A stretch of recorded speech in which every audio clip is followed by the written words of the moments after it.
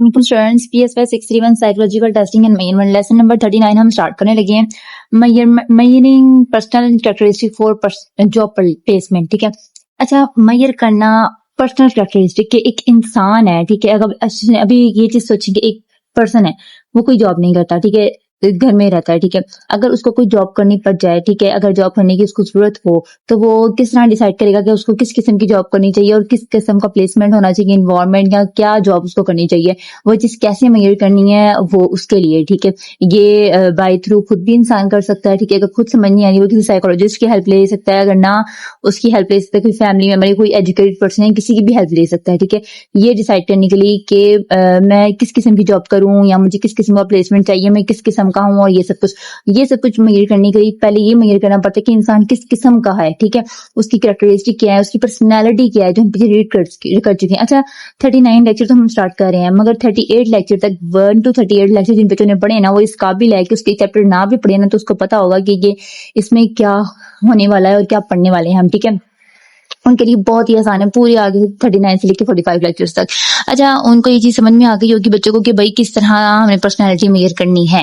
ठीक है, देखने उसका इंटरेस्ट कहाँ पे है, उसकी पर्सनैलिटी कहाँ पे, और ये सब कुछ क्या है। ठीक है, अच्छा हम मजीद देखते हैं डिटेल के साथ। अच्छा, वो कह रहे हैं कि इमेजिन करो कि अगर आपका फ्रेंड है, ठीक है, जॉब सिलेक्शन के लिए वो जा रहा है। ठीक है, उसको 2 जॉब्स की ऑप्शन आ रही है, सेम कह लो कि डिस्टेंस है और सेम जो है सैलरी पैकेज है, तो वो किस किस्म की जॉब देखेगा। ठीक है, तो उसके लिए देखा जाएगा कि सेम है, बट एक उसमें ये भी देखा जाएगा कि लोकेशन देख लिया हमने कि सेम है, पैकेज भी देख लिया सेम है, बट हमने ये चीज भी देखनी है कि उसका पर्सनल इंटरेस्ट किस चीज में, एप्टीट्यूड मतलब उसकी काबिलियत, और आगे आने वाले वक्त में उस चीज में कामयाब रहेगा कि नहीं रहेगा, ये चीजें देखना बहुत जरूरी है। ठीक है, अच्छा अब मजीद जो हम अपना लेक्चर है ना, जो डिटेल इसमें सारी लिखी हुई है वो हम एज अ शॉर्ट पढ़ते हैं, क्योंकि देखो पूरी एज अ ऐसे लिखा हुआ है जो कि आपके लिए बहुत टफ हो जाएगा।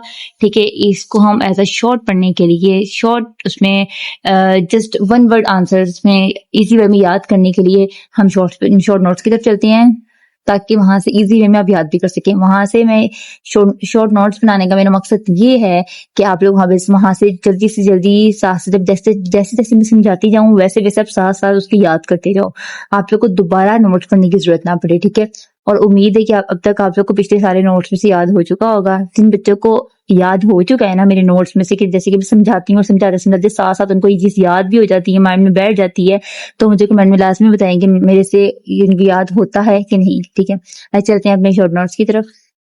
अच्छा जी स्टूडेंट्स, अब हम आ गए अपने 39 लेक्चर की शॉर्ट नोट्स की तरफ। ठीक है, जॉब सिलेक्शन में क्या क्या चाहिए होता है।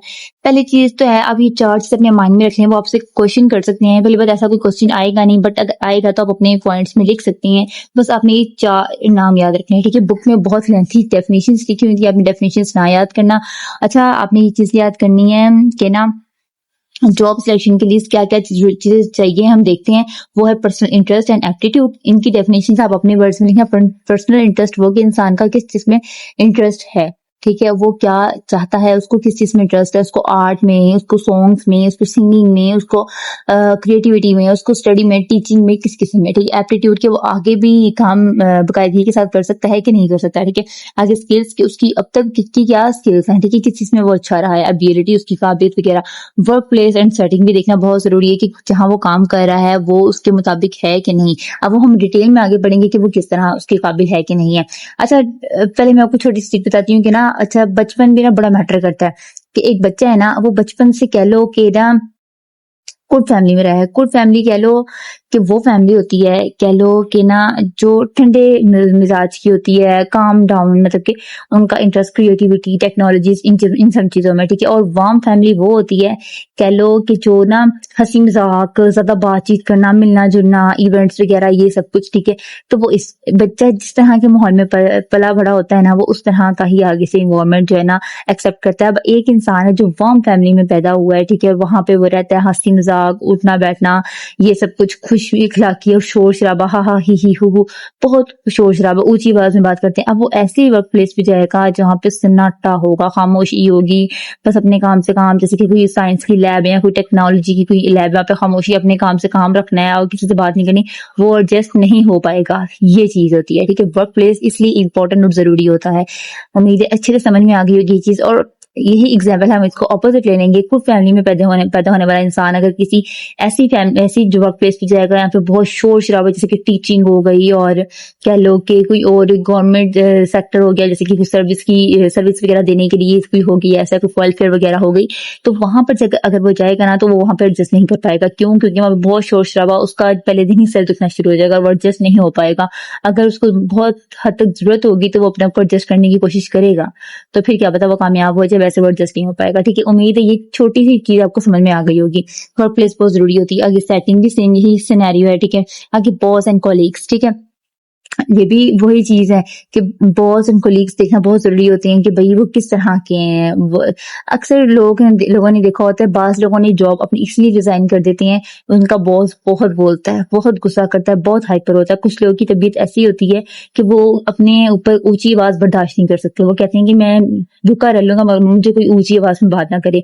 और अगर बॉस ही इखलाक उसका इतना अच्छा और मीठा होगा ना तो वो कहेगा जो कह लो ना कि एम्प्लॉयर होगा वो खुश होकर वहां पे काम कर लेगा। ये चीजें बहुत मैटर करती है। डेफिनेशंस इनको अपने वर्ड्स में एक लाइन में लिख देना। पहली बार डेफिनेशंस आएंगी नहीं, अगर आएंगे भी तो आप लोगों ने इस काबिल हो जाना कि कर लेना। ठीक है, क्वेश्चन इस तरह आएगा जिस तरह मैंने ऊपर लिखा हुआ है, जॉब सेक्शंस में क्या क्या चीजें चाहिए होती हैं, क्या क्या हम देखते हैं। ठीक है, ये चीज होती है। अच्छा, बुक में नहीं था, मैंने बकायदा शॉर्ट क्वेश्चन बनाया ताकि आपको समझ में आए कि क्या चीज है। ठीक है, अच्छा इंपॉर्टेंट एक नोट ये है कि ओसिपो, ट्रेड्स अप्रोच एंड रॉय, ये दो बहुत इंपॉर्टेंट है। रॉय जो है ना लास्ट टाइम आई हुई, ये पेपर है नॉन पेपर, आगे हम पढ़ते हैं। ठीक है, बट ये बहुत इंपॉर्टेंट अप्रोचेस हैं। ठीक है, क्या देखना main theories for job choice कही ना, एक ओसिपो ने दी थी वोकेशनल डायमेंशंस अप्रोच। ये आप इनका नाम याद करें ताकि पता है क्या है। मैं आपको ये चीज बताऊं, एक बहुत इंपॉर्टेंट चीज जो मेरे टाइम पे मेरे साथ एक चीज हुई थी। मैं ना बहुत शॉर्ट टाइम था, मैंने जल्दी प्रिपरेशन कर ली पेपर की, बट मैंने सारे आंसर्स याद कर लिए, सारे के सारे आंसर्स मैंने याद किए। बट जब मैं वहां गई ना तो इतने क्वेश्चंस आए ना, मुझे किसी भी क्वेश्चंस का नहीं पता था कि मैंने किस क्वेश्चन का आंसर क्या है। क्वेश्चंस तो सारे जाने पहचाने लग रहे थे, इनका आंसर भी। और जब घर आके मैंने देखी ना वो क्वेश्चन देखा, तो वो क्वेश्चन तो मैंने पानी की तरह याद किया हुआ था। ये चीज होती है कि रट्टा नहीं कामयाब होता। वो दरअसल मुझे इमरजेंसी थी, मैं बहुत बिजी थी किसी कामों में। ठीक है, तो मैं न ध्यान ही कर पाई। सिर्फ 2 दिन में मैंने पेपर याद किया था, और 2 दिन में पेपर मैंने इस तरह याद किया था। मैं इस पेपर की बात नहीं करी, वो कोई और पेपर था। ठीक है, उसमें इस तरह हुआ। बस मैं ये चाहती हूँ कि आप लोगों ने पता क्या है, पहले आप लोगों ने क्वेश्चन याद करना है। ओसिपोस वोकेशनल डिमेंशन अप्रोच, ये इस तरह भी पूछ सकते हैं, फिर ओसिपोस थ्योरी भी बोल सकते हैं, ओसिपोस अप्रोच भी बोल सकते हैं, ओसिपोस वोकेशनल डिमेंशन भी बोल सकते हैं वो आप। ठीक है, आपने अपने आप को इस तरह प्रिपेयर करना है कि अब कुछ भी पूछें तो आपने क्या है, पहले अच्छी तरह से क्वेश्चन याद करते हैं, बाद में उसका आंसर याद करते हैं।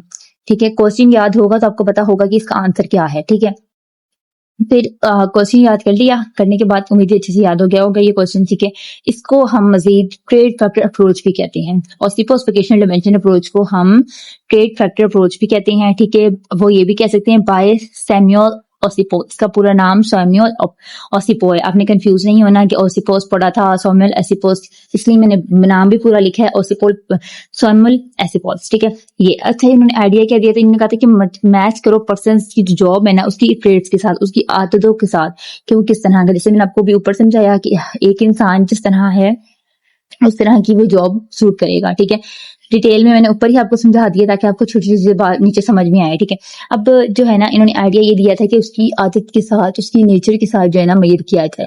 ठीक है, ट्रेड में यही आया था कि वो फुल फैमिली से है कि किस तरह की फैमिली से है। ठीक है, आगे uses battery of test. Battery of test मतलब कि टेस्ट, बैटरी ऑफ टेस्ट किसे कहते हैं, टेस्ट तो है। ठीक है, बैटरी की कहते हैं जो इन डिफरेंट टेस्ट होते हैं ना उसके लिए हम यूज करते हैं, उसको हम बैटरी टेस्ट कहते हैं। ठीक है, अब इसकी एग्जांपल्स दी हुई हैं उन्होंने, ये जो टेस्ट हम पीछे पढ़ चुके हैं ये वाले टेस्ट उन्होंने कह लो कि रिकमेंडेड किए हैं कि ये वाले टेस्ट हैं यूज हो सकते हैं। KOIS मतलब ट्यूटर ऑक्यूपेशनल इंटरेस्ट सर्वे, बहुत बहुत इंपॉर्टेंट एब्रीवेशंस है, और डेट याद करें 1979 में बना था।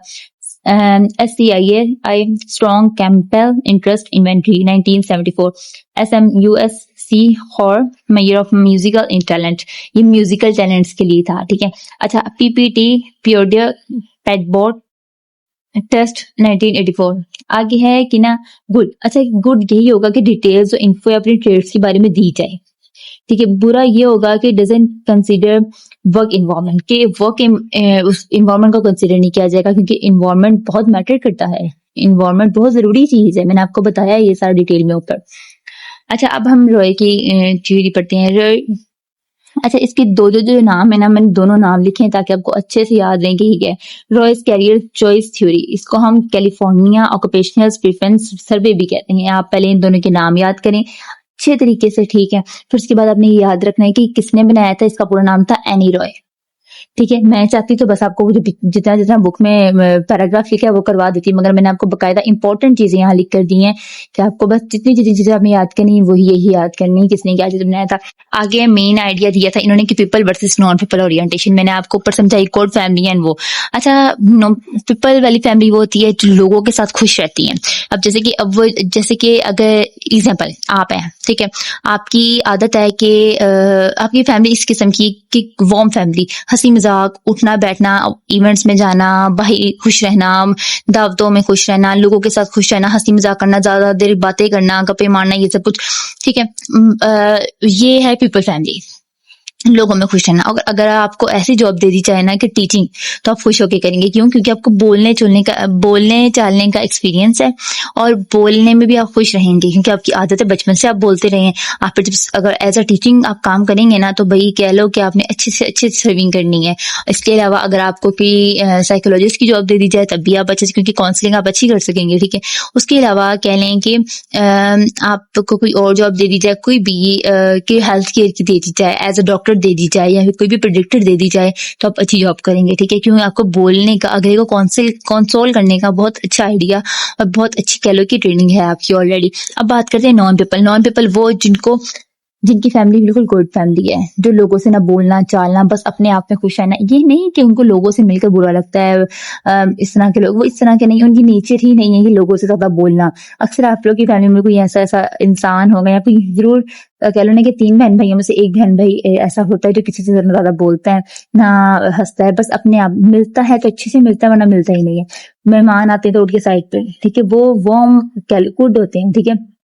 कोने में लग के बैठना, ना ज्यादा से लोगों से मिलना, हंसना खेलना, अकेले में ज्यादा हंसेंगे, मतलब कि खुद में खुश रहेंगे। जब सारी कोई गैदरिंग होगी तो थोड़ा सा अपसेट और डाउन, ये सब कुछ, ठीक है, इस तरह के वो हो जाते हैं। तो इन ऐसे लोगों के लिए काम किस तरह के होंगे? इनके लिए लैब, ठीक है, लैब का काम हो गया, और कह लो कि साइंस टेक्नोलॉजीज वगैरह इस तरह के काम है जो बस इन्होंने अपने काम तक महदूद रहना है। कंप्यूटर पर बैठ के काम करना, इन्होंने ये काम नहीं होगा किसी से को समझाना, बात करना, थोड़ी शाही किस्म के लिए होंगे ये, ठीक है। अच्छा, ये चीज है। अब वही बात है, उन्होंने कहा है कि ना चाइल्डहुड जो बहुत मैटर करते थे। मैंने आपको ऊपर बता दिया था कि गुड फैमिली और वार्म फैमिली वही है। आगे हम कॉन्टिन्यूम कहते हैं कि फर्स्ट कॉन्टिन्यूम के एक ना फर्स्ट कॉन्टिन्यूम कह लो कि ना कम्युनिकेशन और रिसोर्स यूटिलाइजेशन, जो चीज जरूरत चाहिए वो, उसके साथ ना कम्युनिकेशन बहुत जरूरी है। जाहिर सी बात है, हम किसी भी वर्क प्लेस पर काम करेंगे ना, हमें वहां पर काम के साथ साथ जो है ना कम्युनिकेशन की बहुत सारी जरूरत पड़ेगी, और यूटिलाइजेशन मतलब कि जो सामान, जो चीजें हमें चाहिए होगी। उसके बाद सेकंड कॉन्टिन्यूम कह लो कि इंटरपर्सनल रिलेशंस के।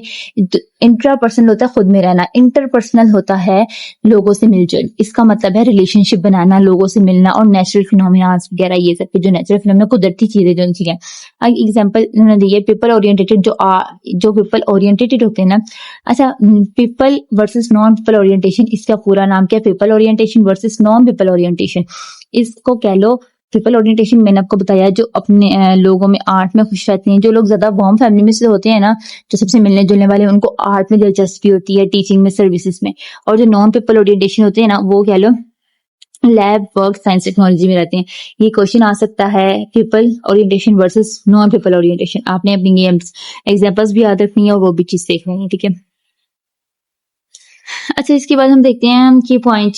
जॉब प्लेसमेंट के लिए हमें क्या देखना चाहिए? हमें ट्रेड देखनी चाहिए, आदत इंसान की, इंटरेस्ट, बचपन और वर्क प्लेस। ये 4 चीजें अपने पानी की तरह दिमाग में बिठा लेंगे। जॉब के लिए हमें trade, interest, childhood, work environment बहुत बहुत बहुत जरूरी है। उम्मीद है आप लोगों को अच्छे से मैं जो समझाना चाह रही हूँ आप लोगों को अच्छे से समझ में आ गया होगा। बाकी कोई भी प्रॉब्लम हो, कुछ भी हो, आप मुझे कमेंट में बता सकते हैं। और लास्ट में मेरे लाइक, अगर मैंने इतनी मेहनत मैंने और इतना कह लो ना कि खप के आपको समझाने की कोशिश की है ना, तो वो सिर्फ और सिर्फ मैंने आप लोगों के लिए किया था कि अच्छे से हर चीज को समझ में आए। तो लाइक कर दिया करिए मेरे चैनल को। उसके अलावा कमेंट करके बताया करें कि मेरा लेक्चर कैसा लगा आप लोगों को, ठीक है। अब चलते हैं अपने, अच्छा अब चलते हैं अपने एमसीक्यूज की तरफ। अच्छा, ये हमारे एमसीक्यूज हैं। यहाँ पे मैंने लिखा है ओसिपोज जो है ना, और उसके जो टेस्ट थे उन्होंने बताए हुए वो बहुत इंपॉर्टेंट है। रॉय चिल्डहर्ट जो वो भी मतलब दो थ्योरीज दी थी वो बहुत इंपॉर्टेंट है। वर्सेस मतलब के नॉन पीपल ओरिएंटेशन और पीपल ओरिएंटेशन, ये बहुत इंपॉर्टेंट है। वो gave the trade factor approach, देखा कंफ्यूज हो गए ना यहाँ पर। ये थी किसकी थी? ओसिपो की, जिसका नाम क्या था? जिसका नाम एक और भी था, वो मुझे आपको मैम ने बताया कि उसका नाम क्या था, जो हमने भी अभी भी पढ़ा है हमने, ठीक है। ट्रेड फैक्टर अप्रोच का एक और नाम था, वो क्या था वो मुझे जरा कमेंट में बताएं आप लोग, ठीक है। मैं भी जरा चेक करूँ आप लोगों को कितना याद हुआ है, ठीक है। अच्छा, KOIS stand for Kuder occupational interest survey. उसके बाद है according to Roy people from warm family become कह लो वो पीपल ओरिएंटेटेड होते हैं, ठीक है, लोगों से मिलना जुलना। अच्छा जी, मैंने अब आपको 3 एमसीक्यूज के आंसर बता दिए, बट अब मुझे भी तो पता चलना चाहिए कि आप लोगों को याद हो भी रहा है, समझ में आ भी रहे हैं मेरा चैप्टर कि नहीं, जो मैं समझाना चाह रही हूँ। अब जो लास्ट एमसीक्यूज है ना, उसका कमेंट आपने मुझे करके बताना है कि आप लोग को समझ में आई है कि नहीं। रियोइस थ्योरी हैज हाउ मेनी कॉन्टिन्यूआ, कितने कॉन्टिन्यूआ दिए थे उन्होंने, जरा बताएं। मे बी मुझे लग रहा है कि 3 दिए थे, है ना। फिर भी आप कमेंट में मुझे बताएं कि कितने हैं कंफर्म, ताकि मुझे पता चले कि आप लोग को समझ में आई है कि नहीं है, ठीक है। अच्छा, what is the difference between Osipow and Roy's approach? ये चीज हम बहुत अच्छे से डिटेल में पढ़ चुके हैं, बाकी आप यहाँ से याद करना, यहाँ से कर लेना, देखने से भी। चलते हैं अपने लेक्चर की तरफ, ताकि हमारा टाइम ना वेस्ट हो। अच्छा जी, ये हमारा लेक्चर है, ठीक है। उम्मीद है आप लोग को अच्छे से समझ में आ गया होगा, और अगर आप नोट्स में नहीं करेंगे ना तो कोई भी ऐसी चीज नहीं जो मिस हो गई है यहाँ से, ठीक है। बाकी बेस्ट ऑफ लक, ठीक है। बाकी जो एमसीक्यूज का आंसर है वो मुझे कमेंट करके बताएं कि आप लोग को आता भी है कि नहीं।